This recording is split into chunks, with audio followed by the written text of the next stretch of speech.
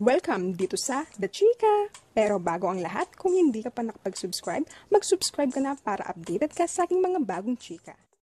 Makoy De Leon, pinasaya ng bongga ang kanyang anak na si Feliz matapos itong ma-disappointed dahil hindi natuloy ang event ng kanilang pupuntahan. Ngayong araw ng November 6 ay kinuwento ng kapamilya aktor na si Makoy De Leon sa kanyang Instagram ang nakakalungkot na nangyari sa kanila noong Halloween.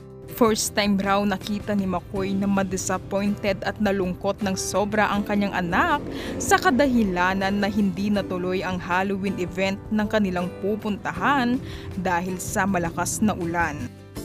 A short story about my little Peri.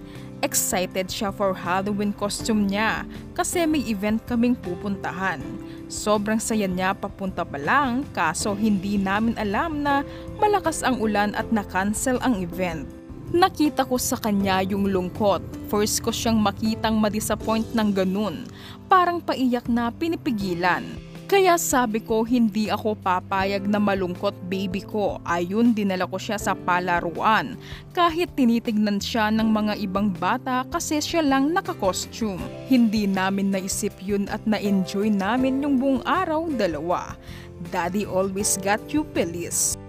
Yan ang nakaka-touch na kwento ni Makoy noong Halloween. Makikita sa video na ito na hindi tumatawa si Feliz, na disappointed siya at napakalungkot ng muka.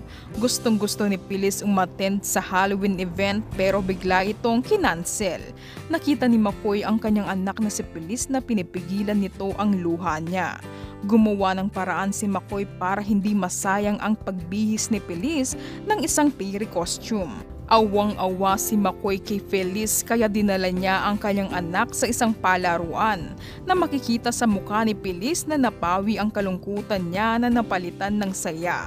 Enjoy na enjoy ang mag-ama ni Elis Hoson. Gagawin lahat ni Makoy para sa kanyang anak na si Feliz para hindi na malungkot. Good job Daddy Makoy sa sobrang saya ni Feliz. Inulan ng maraming halik ang kanyang Daddy Makoy. Daddy nga? Is daddy?